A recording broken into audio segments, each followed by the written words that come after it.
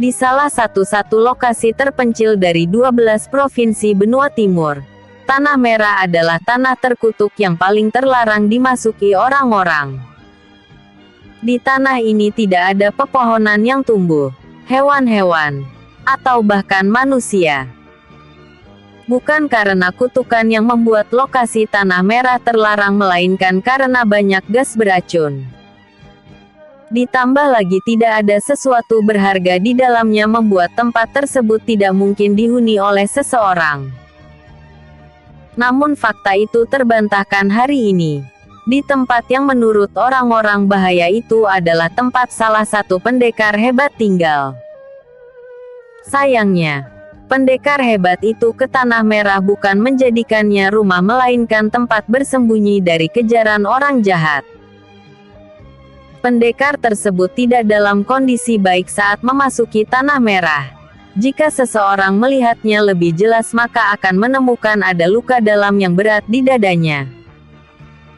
Pendekar itu yang tak lain adalah Jian Chen. Pendekar yang sudah diburu oleh organisasi berbahaya karena membawa benda yang misterius. Jian Chen berlari ke Tanah Merah karena tidak ada tempat lagi yang aman dari kejaran organisasi tersebut. Jian Chen berhenti di salah satu batu besar sambil memegang dada. Ia menyandarkan punggungnya di batu tersebut dengan pandangan mata yang melihat ke langit. Sepertinya, aku benar-benar tidak bisa selamat kali ini. Jian Chen tersenyum tipis saat merasakan luka dalamnya yang cukup parah. Tidak ada yang bisa mengobatinya di sini, kalaupun ada itu pasti sulit karena obat yang menyembuhkannya pasti amat langka dan mahal. Jian Chen mendudukkan posisinya. Napasnya kian memberat tetapi senyuman terukir begitu jelas. Hidupku juga tidak mempunyai sesuatu yang berharga. Tidak ada penyesalan kalau aku mati di sini. Setidaknya aku mati untuk melindungi dunia. Tangan Jian Chen merogoh sesuatu di balik jubahnya, mengambil benda misterius yang membuatnya diburu oleh organisasi tersebut. Benda itu adalah mutiara yang berwarna merah. Jian Chen menatap mutiara merah tersebut sebelum menggenggamnya dengan keras hingga mutiaranya remuk dan pecah berkeping-keping.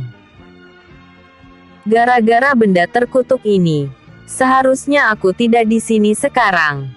Jian Chen menghamburkan sisa-sisa mutiara itu ke tanah lalu menginjaknya dengan keras. Seandainya bukan karena permintaan seseorang yang penting bagi Jian Chen, mungkin ia tidak akan sudi membawa mutiara merah itu. Tetapi apalah daya, sekarang semuanya sudah selesai. Mutiara itu juga tidak akan dimiliki siapapun. Misinya telah sukses dengan tujuan mutiara tersebut tidak jatuh pada orang jahat. Rasa sakit yang hebat kembali dirasakan hingga membuat Jian Chen muntah darah. Tidak berselang lama napas Jian Chen kian melemah dan matanya mulai meredup. Merasa bahwa hanya hitungan waktu nyawanya akan hilang, Jian Chen teringat masa lalunya ketika hidup dulu. Jian Chen berasal dari klan Jian yang berada di bawah bukit pegunungan. Hidupnya tidak bisa dikatakan baik sebagai seorang pendekar karena memiliki bakat yang rendah sejak kecil dulu. Waktu usianya remaja, klan Jian memasukkan Jian Chen ke dalam akademi di ibu kota yang jauh dari tempat tinggalnya. Dikala 2 tahun belajar di akademi, Jian Chen tidak menyangka bahwa klannya bakal dibantai sampai habis. Jian Chen sungguh ketakutan ketika mendengar hal itu terjadi karena takut dihabisi oleh seseorang di akademi. Jian Chen memutuskan melarikan diri begitu saja mencari tempat untuk bersembunyi. Dengan tingkat bela dirinya yang rendah, Jian Chen melarikan diri ke tempat yang satu ke tempat lainnya selama bertahun-tahun. Pengalamannya yang terus berpindah-pindah tempat inilah yang membuat pemahaman Jian Chen tentang dunia luar begitu luas. Jian Chen sadar kekuatan di dunia persilatan adalah tolak ukur kehidupannya akan baik atau sengsara. Jian Chen akhirnya memilih berlatih dengan keras sendirian, namun setelah beberapa waktu ia menyadari berlatih tanpa seorang pembimbing adalah hal yang sulit. Jika bukan karena kebetulan ia bertemu gurunya di gubuk tengah hutan, ia tidak mungkin bisa bertahan di dunia persilatan. Guru Jian Chen adalah orang yang sangat misterius. Ia berlatih bersamanya selama 7 tahun hingga dirinya berumur 25 tahun. Saat ketika Jian Chen sudah mencapai level tinggi di dunia persilatan, gurunya tiba-tiba menghilang begitu saja tanpa jejak. Bahkan sampai kini pun aku tidak tahu nama guruku. Jian Chen selalu menyebut gurunya dengan sebutan guru, jadi dia tidak tahu nama aslinya. Selain itu gurunya juga tidak pernah memberitahukan namanya.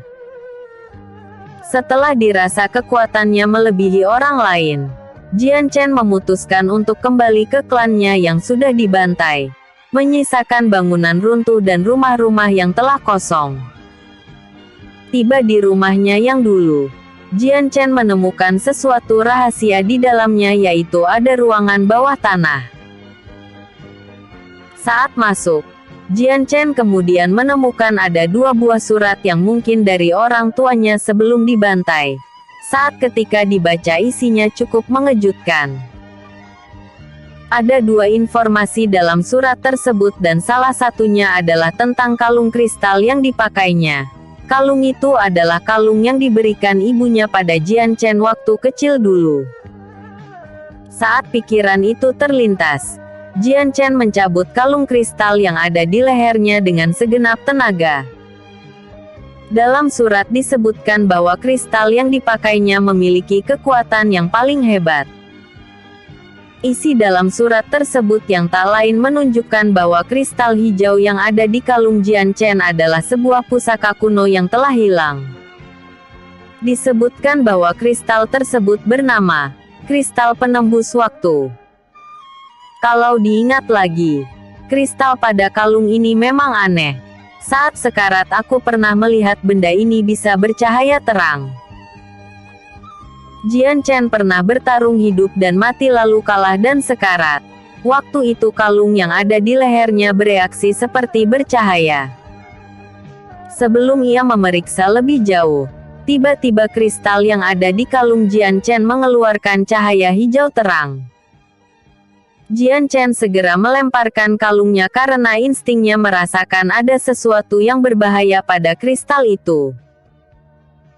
Benar saja, sesuatu yang mengejutkan terjadi setelahnya. Kristal hijau itu yang semula di tanah bisa bergerak sendiri dan melayang. Ia juga telah memisahkan diri dari kalungnya. Sebentar, bagaimana bisa? Jian Chen ingin berkata seperti itu jika tidak ada darah di mulutnya. Jian Chen ingin merangkak mundur melihat cahaya kristalnya semakin terang, namun sayangnya kristal itu justru bergerak cepat dan masuk pada tubuhnya. Jian Chen meraba dadanya tetapi tidak merasakan ada sesuatu yang masuk, seolah kristal itu masuk ke tubuhnya seperti hantu yang menembus dinding.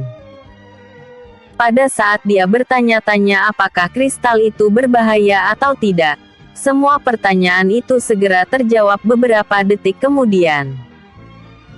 Secara tiba-tiba kristal yang ada di tubuh Jian Chen bereaksi. Kristal tersebut menyerap sesuatu yang tak dapat dikira Jian Chen, yaitu menyerap energi hidupnya. Jian Chen menjerit keras merasakan sakit yang amat hebat. Kristal tersebut juga ternyata menghisap kultivasinya hingga menurun secara drastis. Setelah terasa mentok pada dasar kultivasi, Jian Chen langsung terkapar tidak berdaya. Di sela di ujung nyawanya, Jian Chen hanya bisa pasrah dengan keadaannya. Dari lubuk hatinya ia berharap bisa mengubah atau tahu jawaban-jawaban atas semuanya. Jian Chen ingin tahu siapa yang membantai klannya dan apa alasannya. Ia juga ingin tahu identitas gurunya. Dan yang paling penting dari semuanya, Jian Chen ingin tahu siapa dirinya yang sebenarnya. Tak berselang lama detik berlanjut. Jian Chen kemudian menutup mata perlahan dan menghembuskan napas terakhir. Episode berikutnya. X.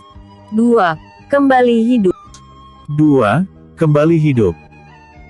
Di saat Jian Chen sudah menghembuskan napas terakhirnya, kristal hijau itu tidak berhenti bercahaya, bahkan cahayanya lebih terang. Kini bukan kristal saja melainkan tubuh Jian Chen juga ikut bercahaya serta mengambang di udara. Cahaya tambah meluas hingga tanah merah yang tak dihuni itu kini terang benderang. Tidak sampai di sana, cahaya hijau itu menembak ke atas langit, menembus awan-awan hingga membentuk seperti pilar langit yang menancap ke bumi. Orang-orang dari berbagai tempat bisa dengan jelas melihatnya. Pilar hijau itu begitu terang di tengah malam membuatnya tidak mungkin tidak dilirik oleh manusia. Orang-orang yang ada di rumahnya berbondong-bondong keluar, yang tertidur langsung terbangun, yang sedang melakukan aktivitas segera terhenti karena ingin melihat apa yang bersinar. Tidak berselang lama di tengah keheranan, fenomena alam terjadi tiba-tiba. Hembusan angin kencang menerpa seluruh daratan benua, ombak-ombak yang ada di laut berguncang bergelombang tinggi, tanah-tanah yang mereka pijak mulai bergetar seperti gempa bumi. Penduduk-penduduk yang melihatnya kini mulai merasakan ketakutan seolah akan terjadi kiamat. Seorang ibu memeluk anaknya erat, beberapa penduduk ada yang pasrah seolah hari kematiannya akan tiba, tidak sedikit ada yang berlari menjauhi cahaya itu untuk menyelamatkan diri. Untungnya fenomena yang menakutkan itu tidak berangsur lama, pilar cahaya itu kemudian meredup lalu beberapa saat menghilang perlahan. Diikuti pilar cahaya hilang, fenomena-fenomena sebelumnya juga terhenti, semuanya telah kembali normal. Akhirnya, kristal penembus waktu, itu digunakan juga. Kupikir aku akan menunggunya 100 tahun lagi. Seorang pria parubaya tersenyum menatap kilasan buliran cahaya itu yang mulai memudar. Jian Chen, kira-kira seperti apa duniamu nanti? Inikah surga itu? Jian Chen terjaga dan mendapati dirinya tengah berbaring di hamparan rumput yang luas sambil memandang langit biru cerah. Di atas tubuhnya ada pohon berdaun rindang mencegah dirinya dari sengatan cahaya matahari. Jian Chen ingin bangkit dan duduk, namun beberapa saat matanya melebar ketika merasakan sakit di sekujur tubuhnya. Apa-apaan? Bukankah aku sudah di surga? Jian Chen mengumpat saat menyadari dirinya memiliki luka lebam. Sebelum mencerna situasi, ia mendengar ada seseorang yang berbicara. "Oh, ayah pikir kamu akan bangun lebih lama mengingat latihan tadi sangat keras. Kau telah sedikit bertambah kuat, Chener." Jian Chen menoleh ke sumber suara lalu menemukan seorang pria berusia 30-an memandang dirinya sedang bersandar di bawah pohon.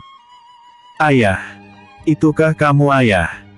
Mata Jian Chen terbuka lebar karena sosok itu yang tak lain adalah ayahnya, Jian Wu. Jian Wu hendak menghampirinya, namun sesaat ia mengerutkan alis karena anaknya itu tiba-tiba mengeluarkan air mata. Jian Chen menangis dengan isakan yang pelan.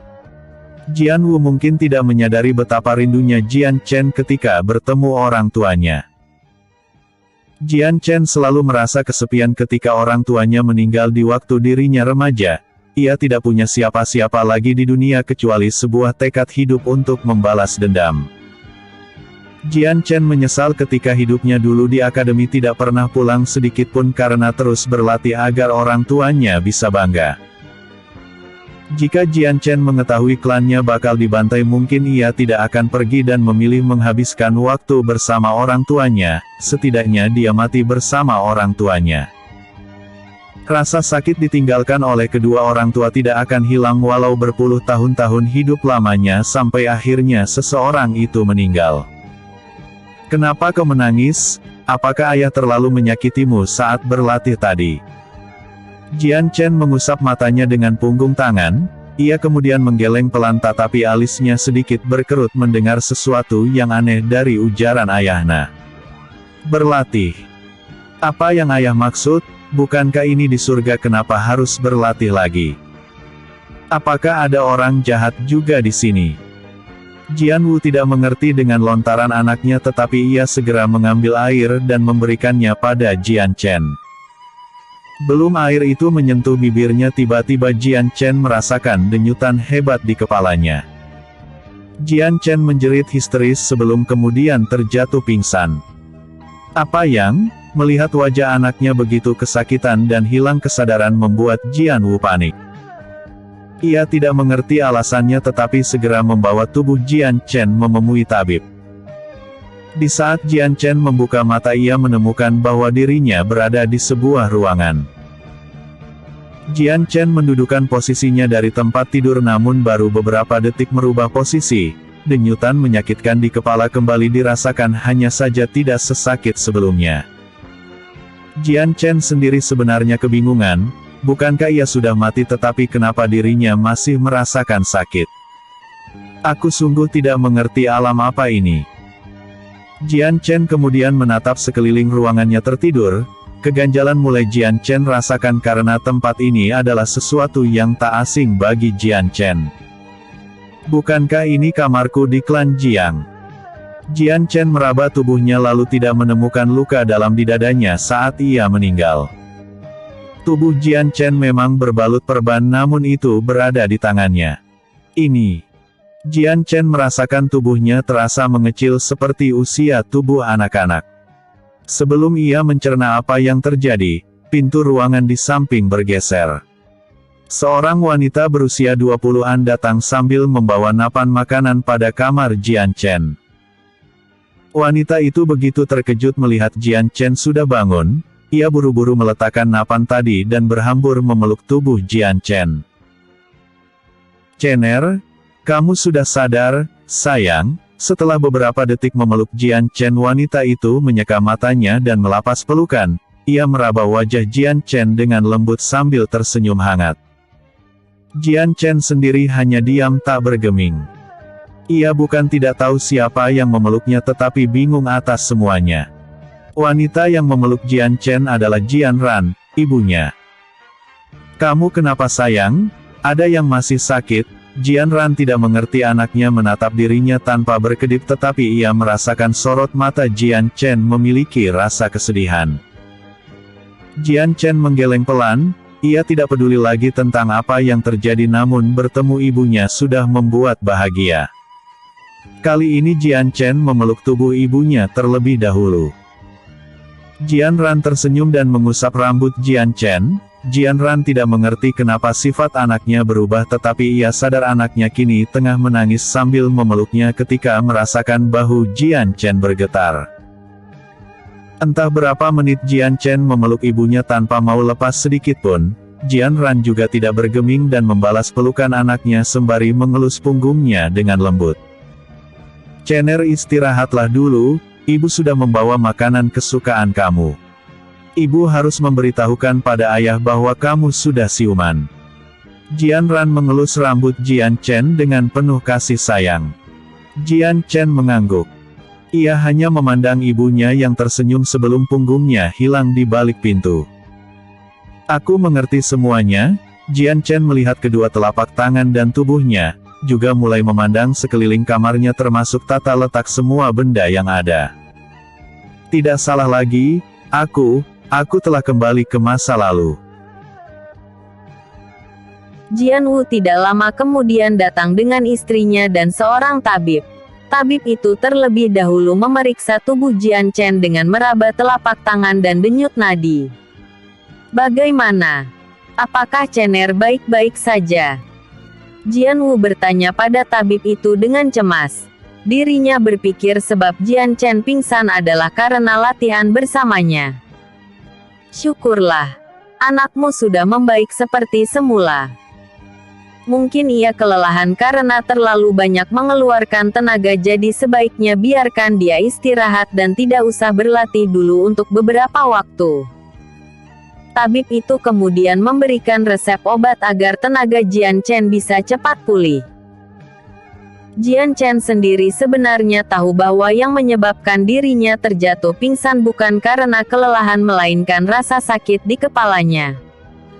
Setelah merasa pekerjaannya telah selesai, tabib itu berpamitan pergi. Jian Wu mengantarkannya sampai pintu rumah. Ia tidak lupa untuk berterima kasih dan memberi bayaran yang sesuai. Dari kamar, Jian Chen diperingatkan oleh ibunya agar tidak berlatih untuk sementara waktu. Bahkan nada Jian Ran sedikit tegas mengingat sikap puteranya yang keras kepala. Jian Chen mengangguk pelan dan mengatakan akan menurut nasihat ibunya. Melihat itu Jian Ran memasang wajah ramah kembali dengan senyuman yang hangat. Ia mengambil makanan yang sebelumnya dibawa lalu menyuruh anaknya agar segera makan sebelum minum obat. Atau mau ibu suapi? Jian Ran menggoda anaknya sambil tertawa kecil. Jian Ran adalah sosok ibu yang memiliki sikap riang, mempunyai wajah cantik serta aura keibuan yang tinggi. Dia ingin sekali memanjakan anak satu-satunya itu walaupun kini sudah berumur 12 tahun. Pada dasarnya seberapa besar kelak seorang anak tumbuh dan dewasa bagi seorang ibu ia tetaplah anak kecilnya. Seperti itulah pandangan Jian Ran pada Jian Chen. Bahkan kalau boleh memilih, seorang ibu tidak akan merelakan anaknya tumbuh dan jadi dewasa. Jian Chen tersenyum canggung. Ia mungkin berusia 12 tahun tetapi mental dan sikapnya sekarang jauh dari umurnya. Jian Chen menolak pelan. Lebih memilih mengambil mangkuk sup itu segera sebelum ibunya menggodanya lebih lanjut. Cener, sekarang sudah larut malam. Setelah kau makan jangan lupa untuk meminum obat yang tabib berikan lalu segera tidur dan istirahat. Jian Ran mengingatkan. Baik, ibu. Aku akan melakukannya. Besok-besok tidak ada nama latihan. Belajar pedang. Atau memperkuat tubuh. Selama seminggu ke depan. Selama tubuhmu masih sakit. Jangan keluar rumah. Kamu mengerti? Jian Chen. Jian Chen tersenyum. Mengangguk. Baik, ibu. Tidak ada bantah-bantahan. Cener. Jika ibu bilang kamu harus istirahat maka harus segera istirahat. Jangan bilang kamu tidak akan melakukannya atau ibu akan. Apa tadi? Jian Chen tertawa kecil. Ia tidak salah lagi kalau dirinya memang kembali ke masa lalu. Sikap cerewet ibunya masih sama ketika waktu di masa kecil dulu. Jian Ran di sisi lain menatap anaknya kebingungan. Sepengetahuannya Jian Chen memiliki sifat keras kepala bahkan walau sakit sekalipun. Pernah suatu hari walau dirinya demam Jian Chen tetap berlatih meskipun ibunya telah melarang keras. Sekarang saat Jian Chen begitu patuh rasa-rasanya membuat Jian Ran terkejut. Melihat Jian Chen sudah meminum obat, Jian Ran memilih meninggalkan kamar. Sebelum keluar Jian Ran terlebih dahulu mengecup kening anaknya. Jian Chen memejamkan mata merasakan kecupan ibunya. Terakhir kali ia dicium ibunya saat akan berangkat ke akademi. Itu juga adalah kecupan terakhir ibunya sebelum ia tak berjumpa lagi. Istirahatlah, Cener. Jangan membuat ibu khawatir lagi. Jian Ran tersenyum mengelus kepala anaknya sebelum bangkit dan pergi. Setelah suara derap langkah ibunya menjauh, Jian Chen menyibakkan selimutnya sebelum bangkit ke arah jendela. Jian Chen membuka jendela itu. Pandangannya tertuju pada langit-langit malam. Jian Chen memikirkan tentang dirinya kenapa bisa kembali ke masa lalu. Jelas fenomena ini adalah sesuatu yang banyak diinginkan oleh orang lain apalagi orang itu mempunyai banyak penyesalan dalam hidupnya seperti Jian Chen. Aku tidak tahu takdir apa yang memilihku seperti ini tetapi yang pasti, aku akan melindungi keluargaku di kesempatan kedua ini. Jian Chen memantapkan hatinya dengan tekad kuat. Selama beberapa hari ke depan, Jian Chen mematuhi apa yang ibunya inginkan yaitu tidak berlatih terlebih dahulu. Jian Wu juga ikut melarang anaknya dan tidak mau melatih selama Jian Chen masih sakit. Jian Chen pun sebenarnya tidak keberatan, malah ia terkesan menikmatinya. Niat Jian Chen dari awal hanya ingin menghabiskan waktu bersama orang tuanya, apalagi ibunya. "Cener, apakah kau mau belajar memasak?" Jian Ran tersenyum lembut ketika tiba-tiba anaknya ikut ke dapur. Jian Chen mengangguk. "Boleh kan, Ibu?" "Tentu saja boleh, sayang. Kenapa harus tidak?" Jian Ran berjongkok untuk mengelus pucuk kepala anaknya. "Kamu memang mau belajar masakan apa? Sup? Kari? Aku mau belajar dua-duanya." "Boleh. Hari ini kalau bisa ibu ajarkan semua masakan padamu." Jian Ran tersenyum. Jian Ran tidak setenang yang dilihat. Pikirannya kalut oleh sikap anaknya yang beberapa hari ini banyak perubahan, terutama karena Jian Chen selalu ingin dekat bersamanya. Memang secara naluri seorang anak berusia 12 tahunan sepertinya wajar dekat dengan ibunya, bahkan masih bermanja-manja. Tetapi sikap Jian Chen awalnya tidak seperti itu. Dibanding menghabiskan waktu bersama ibunya, Jian Chen lebih suka berlatih setiap hari. Bekerja keras menjadi seorang pendekar kuat seperti apa yang sering dicita-citakan anaknya. Hal ini berimbas dia tidak punya waktu berdiam diri di rumah, apalagi menemani sang ibu. Jian Chen memilih menjadi seorang lelaki sejati seperti Jian Wu, ayahnya yang seorang pendekar.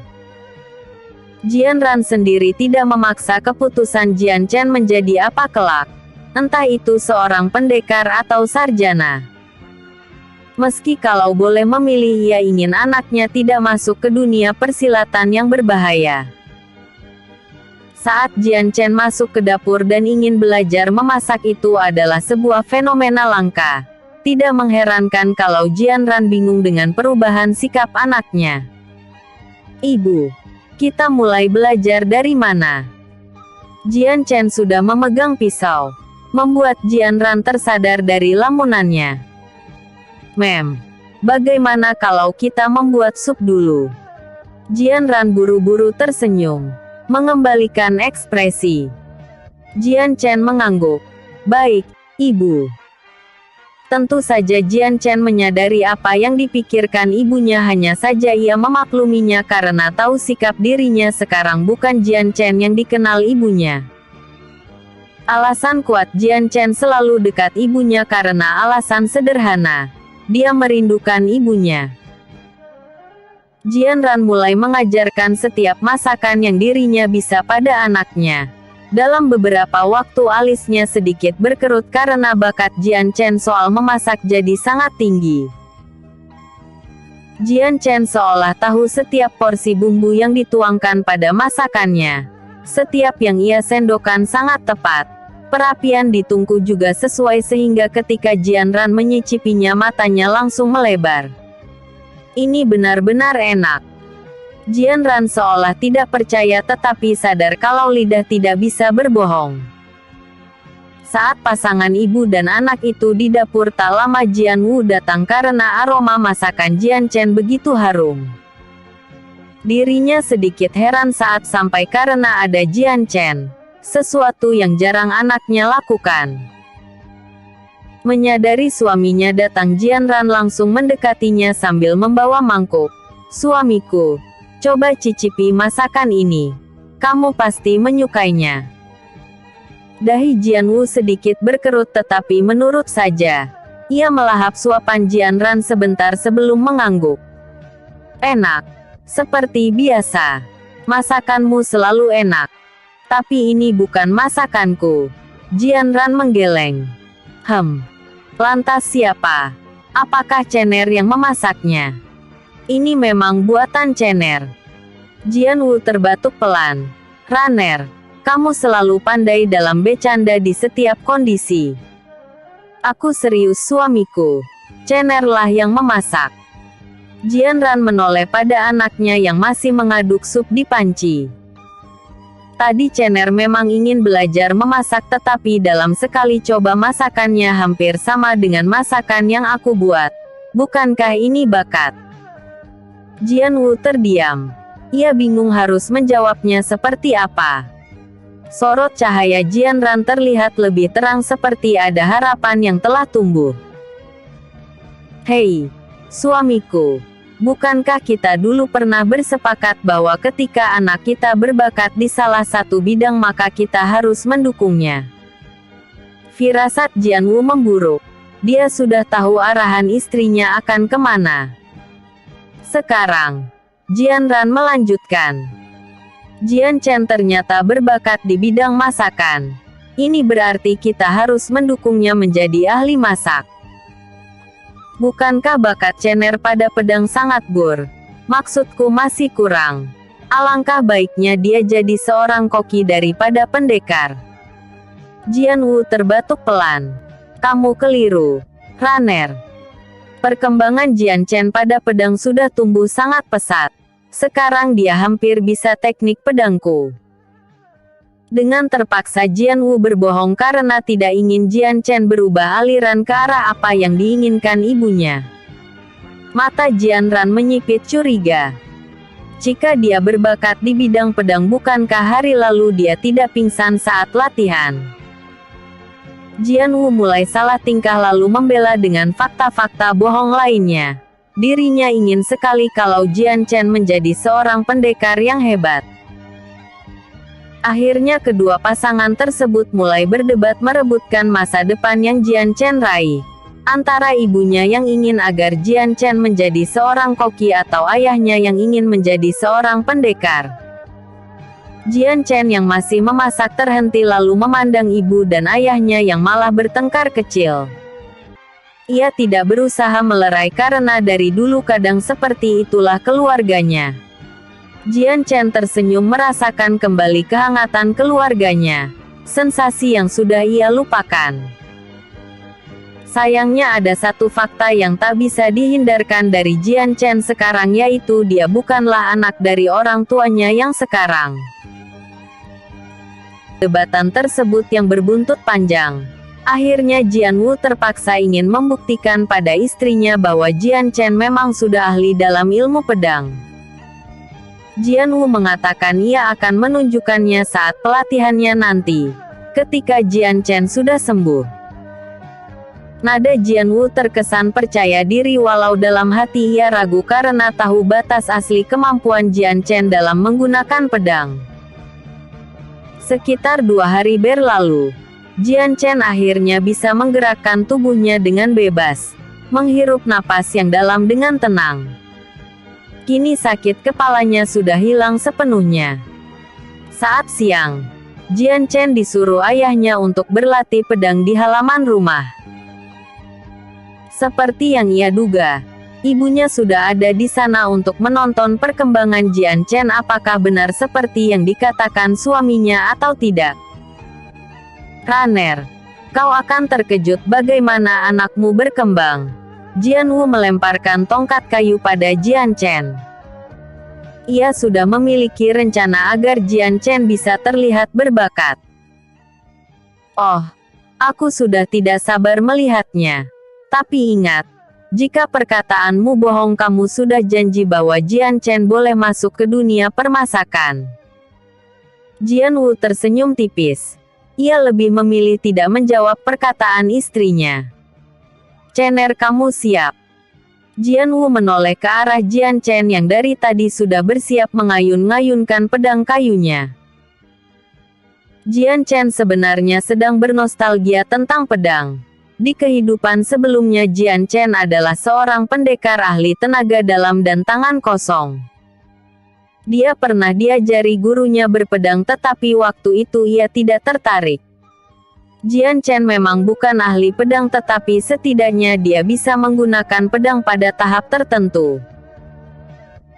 Kita akan berlatih seperti pola biasa. Ayah akan menyerangmu secara terus-menerus. Sedangkan kamu harus menghindar atau menangkis selama serangan ayah belum berhenti. Jian Wu menjelaskan cara bermain latihannya. Jian Chen mengangguk, membungkuk untuk memulai pelatihannya. Jian Chen masih hafal betul dengan cara latihan ayahnya dulu. Dia harus bertahan dari tebasan pedang kayu Jian Wu agar tidak mengenai tubuhnya. Jian Wu mulai menyerang Jian Chen dengan teknik dasar-dasar pedang.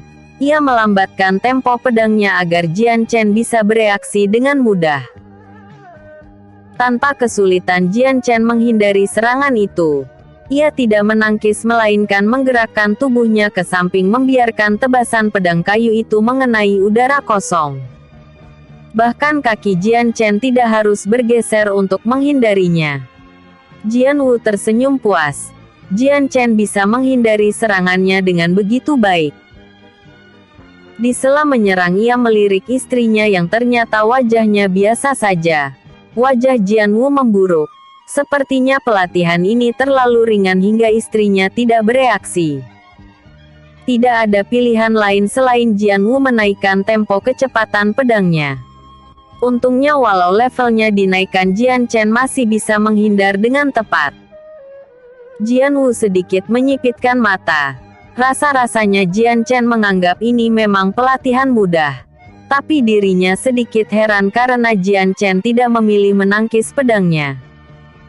Apakah ayunan pedangku masih lambat? Jian Wu menggigit bibirnya.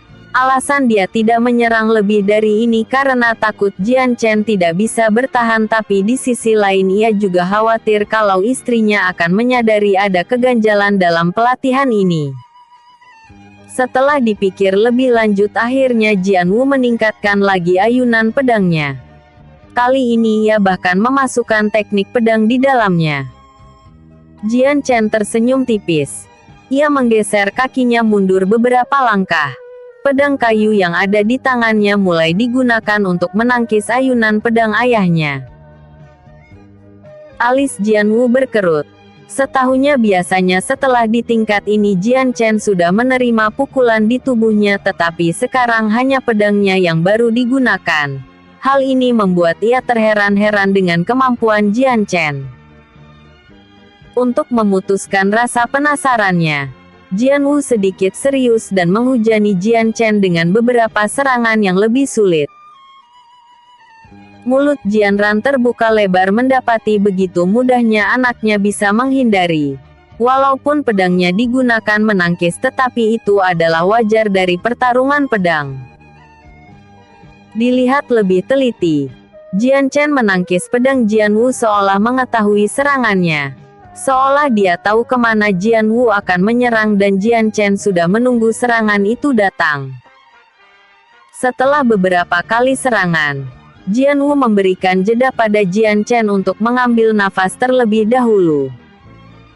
Ekspresi Jian Wu tidak sebaik yang dilihat. Pikirannya berkecamuk memikirkan kemampuan Jian Chen yang meningkat drastis. Masalahnya saat terakhir dirinya berlatih Jian Chen tidak sehebat ini. Jian Wu bergerak lagi melakukan tebasan demi tebasan dan kali ini lebih serius, tetapi Jian Chen masih bisa menangkis atau menghindarinya hingga akhirnya ia bisa selamat tanpa ada pedang yang mengenai tubuhnya. Keringat membanjiri tubuh Jian Chen dengan nafas yang sudah terengah-engah. Tenaganya sudah terkuras habis untuk menangkis serangan ayahnya. Jian Chen tersenyum lebar. Ia senang sekali berhasil melewatinya. Kecepatan pedang Jian Wu memang cepat, tetapi di mata Jian Chen itu masih ditangkap oleh matanya. Pada awalnya Jian Chen memiliki refleks yang luar biasa di kehidupan sebelumnya karena memiliki pengalaman bertarung yang banyak, sehingga dia dengan mudah menangkis atau menghindari pedang ayahnya. Selain itu juga, Jian Chen sudah hafal bagaimana serangan ayahnya, bagaimana niat, tujuan, arahan dari ayunan pedang Jian Wu. Jian Chen sudah menebak pergerakan ayahnya jauh sebelum Jian Wu mulai bergerak. Jian Ran yang sedari tadi duduk menonton di teras rumah tak bisa menyembunyikan keterkejutannya. Tentu saja karena terkejut Jian Chen ternyata juga berbakat di bidang pedang. Cener, ibu tidak tahu kamu bisa segesit itu menangkis dari teknik pedang ayahmu tanpa terluka. Jika itu ibu sekalipun mungkin sudah ada beberapa pukulan yang mengenai tubuh. Jianran memegang kedua bahu Jian Chen. Wajahnya terlihat sangat senang. Aku cuma belajar dari ayah. Ibu. Jian Chen tersenyum. Jianran kemudian menoleh pada suaminya. Yang ditoleh malah menyilangkan tangan di dada, memamerkan senyum kemenangan. Sekarang, apakah kamu percaya kemampuan anak kita, Raner? Tanya Jian Wu mengejek. Jianran mengangguk, mendekati suaminya. Aku percaya suamiku. Maaf telah salah sangka. Kamu hebat telah mendidiknya sehebat ini. Tentu saja. Seorang ayah yang hebat akan melahirkan anak yang hebat pula. Senyuman Jian Wu melebar. Jianran terkekeh kecil tetapi teringat sesuatu yang membuatnya berubah sedih seketika. Hanya saja, kemampuan Cener masih belum cukup menjadi seorang pendekar. Ia bahkan belum membuka gerbang kultivasi dalam tubuhnya. Jian Wu menggaruk kepalanya. Baru saja ia senang karena begitu terkejut anaknya bisa seberbakat ini secara tiba-tiba. Tetapi perkataan istrinya benar. Walau sudah 12 tahun Jian Chen belum bisa membuka gerbang kultivasi pada tubuhnya. Episode sebelumnya. Eps. 3. Pilihan bakat. Episode berikutnya. Eps. 5. Gerbang kultivasi. Terpopuler. Cener, apakah kamu belum bisa memahami gerbang kultivasi? Jian Wu menatap anaknya. Ayah, ibu, sepertinya aku sudah bisa. Aku telah memahaminya sekarang. Jian Wu dan Jianran saling pandang sesaat. Ini bukan pertama kalinya anaknya berkata demikian. Saat berumur 8 tahun Jian Chen mengatakan yang sama tetapi sampai sekarang pun ia belum bisa membuka gerbang kultivasi. Jian Wu sebagai seorang ayah tentu mengharapkan Jian Chen tumbuh menjadi pendekar hebat tetapi di sisi lain ia tidak berharap lebih. Qian Wu tidak bisa memaksa anaknya lebih jauh jika itu di luar potensinya. Sayangnya, keduanya tidak tahu bahwa Jian Chen yang sekarang adalah sosok yang berbeda. Sebagai seorang ibu, Jianran hanya bisa menyemangatinya. Dia berjongkok di depan anaknya sambil mengelus kepalanya. Cener pasti bisa. Ibu percaya bahwa kamu akan jadi pendekar yang hebat. Terima kasih ibu. Aku akan menjadi pendekar paling kuat suatu saat nanti. Jian Chen berkata penuh percaya diri. Sebenarnya dari bahasa ibunya saja, Jian Chen tahu bahwa ibunya tidak mempercayainya. Tetapi ia cukup memaklumi karena di kehidupan dulu Jian Chen kecil mempunyai bakat yang rendah. Ah, sudah sore. Sebaiknya kalian membersihkan diri. Ibu akan memasak terlebih dahulu. Jianran menatap langit yang sudah berwarna jingga. Tidak terasa waktu bergulir begitu cepat. Jian Chen mengangguk. Saat ia hendak melangkah tiba-tiba ada tangan yang meraih tubuhnya. Jian Chen terkejut ketika dirinya diangkat. Ternyata ayahnya menggendong Jian Chen di pundaknya. Kau pasti lelah. Cener, biarkan ayahmu yang menjadi kendaraan. Jian Wu tertawa. Cener sudah besar suamiku. Sampai kapan kamu terus memanjakannya? Jianran ikut melangkah di samping suaminya. Hanya aku tidak pernah bilang secara langsung bukan berarti aku tidak melihatnya. Aku juga tahu saat aku tidak ada di rumah. Diam-diam kau selalu memanjakan Cener bukan? Seperti menyuapinya. Bagaimana kamu tahu? Jianran sedikit terkejut. Jian Wu tertawa kecil. Itu rahasia. Yang pasti aku selalu mengawasimu Raner. Memandangmu. Jianran menggigit bibir untuk menahan senyuman yang akan muncul. Belum cukup di sana. Jian Wu mengecup pipi putihnya. Membuatnya merona dan tersipu malu. Cener, kau lihatlah. Sikap ibumu masih saja bertingkah seperti gadis remaja. Jian Wu tertawa. Jian Chen tersenyum mendengarnya lalu mengangguk. Biar saja. Jian Ran mencubit perut Jian Wu sebelum berjalan lebih cepat. Ia harus buru-buru menyembunyikan wajahnya yang tambah memerah. Sepasang ayah dan anak itu tertawa bersamaan. Terutama untuk Jian Chen yang sudah lama tidak tertawa lepas seperti ini. Apalagi kebahagiaan yang sekarang adalah hal yang begitu hangat. Kebahagiaan bersama keluarga. Asteris. Di malam hari selepas makan malam, Jian Chen memasuki kamar pribadinya. Jian Chen menaruh pedang kayu di sudut dinding dan menatap senjata itu dengan perasaan campur aduk. Apa sebaiknya aku mempelajari ilmu pedang saja? Jian Chen menggaruk kepalanya. Pada pelatihan tadi, Jian Chen bisa merasakan bagaimana menggunakan senjata dalam pertarungan. Selain bisa untuk menyerang lebih mudah, senjata juga bisa digunakan untuk bertahan. Dalam kehidupan sebelumnya, Jian Chen masih ingat gurunya pernah mengatakan bahwa pendekar yang memiliki senjata dalam pertempuran memiliki peluang yang tinggi untuk menang. Jian Chen sendiri pernah belajar pedang dalam beberapa waktu tetapi tidak belajar lebih dalam. Ia benar-benar tidak tertarik waktu itu, namun kali ini berbeda kasusnya. Ketika Jian Chen bisa kembali ke masa lalu, apapun itu untuk meningkatkan kemampuan bela dirinya, Jian Chen akan menempuhnya, termasuk jika harus belajar ilmu pedang. Jian Chen sebenarnya adalah salah satu pendekar dengan keahlian ilmu tenaga dalam yang tinggi. Ia bahkan bisa menciptakan senjata dengan ilmu tenaga dalamnya, tetapi tetap saja akan berbeda jika menggunakan senjata asli.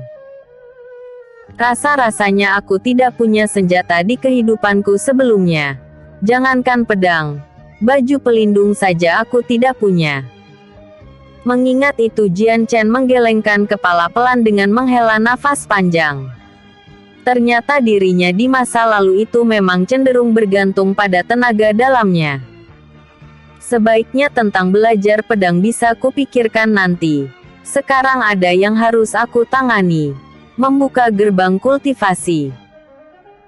Jian Chen duduk bersila di tempat tidurnya. Ia menghirup napas yang dalam lalu menghembuskannya pelan. Jian Chen perlahan mulai menutup matanya, bermeditasi. Untuk membuka gerbang kultivasi, seseorang harus mempunyai pemahaman dalam bela diri. Pemahaman bela diri itu sendiri biasanya didapat oleh kegiatan sehari-hari, pengalaman kehidupan, atau yang paling sering mudah didapatkan ketika bertarung. Biasanya, orang yang memiliki banyak pengalaman bertarung akan cenderung lebih cepat mendapatkan pemahaman tersebut. Sekarang Jian Chen adalah orang yang memiliki banyak pengalaman di kehidupan sebelumnya. Membuka gerbang kultivasi bukanlah hal sulit baginya.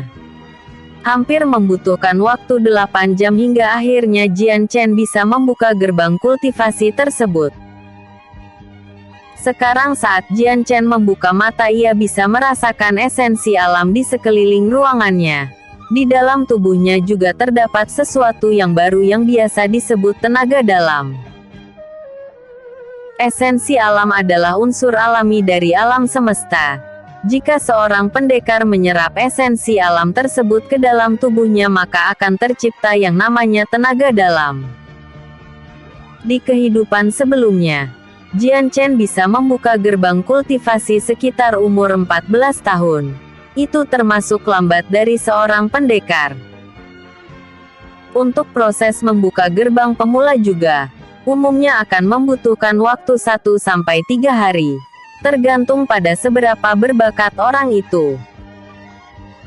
Sekarang jika seseorang bisa melihat bagaimana cepatnya Jian Chen membuka gerbang kultivasi dalam waktu 8 jam, mungkin banyak orang yang menganggap dirinya orang berbakat tinggi. Tapi kalau seseorang memang berbakat tinggi, di usia 6 tahun saja ia mungkin bisa membuka gerbang kultivasinya. Jian Chen menggeleng pelan. Dirinya saat dewasa dulu pernah bertemu dengan anak kecil yang sudah membuka kultivasi pada saat masih kanak-kanak. Melihat itu membuat Jian Chen hanya bisa iri memandangnya. Aku ingin tahu, apakah aku sekarang berbakat atau tidak? Jian Chen memejamkan mata sesaat untuk melihat ke dalam dantiannya. Ia menemukan tenaga dalam yang didapatkan setelah membuka kultivasi hanya ada 3 lingkaran. Apa-apaan? Apakah bakatku sesampah ini? Lingkaran yang dimaksud adalah lingkaran tenaga dalam, satuan untuk menghitung jumlah tenaga dalam pada tubuh seseorang. Jian Chen tak habis pikir. Jika dirinya seorang berbakat atau jenius, ia akan memunculkan 10-15 lingkaran tenaga dalam. Atau kalau bakatnya biasa saja mungkin muncul 5-8 lingkaran. Jika di dalamnya menunjukkan 3 lingkaran itu berarti bakat seseorang itu sangat rendah. Tidak peduli bakatku rendah atau tinggi. Tetap saja sekarang aku adalah orang yang berusia lebih tua dari umurku. Jian Chen sadar, seharusnya ia tidak mempermasalahkan hal sepele seperti ini. Dengan membawa pengalaman serta ilmunya di kehidupan pertama, maka hanya soal waktu dia menjadi orang yang jenius untuk seangkatan umurnya. Hanya saja Jian Chen membutuhkan waktu untuk melakukannya. Untuk sekarang aku harus fokus untuk menyelamatkan klanku dibanding ingin dianggap jenius. Batin Jian Chen. Jian Chen tidak punya waktu untuk memikirkan popularitas atau kemampuannya pada orang lain. Yang harus ia fokuskan adalah masalah tentang klannya yang bakal dibantai.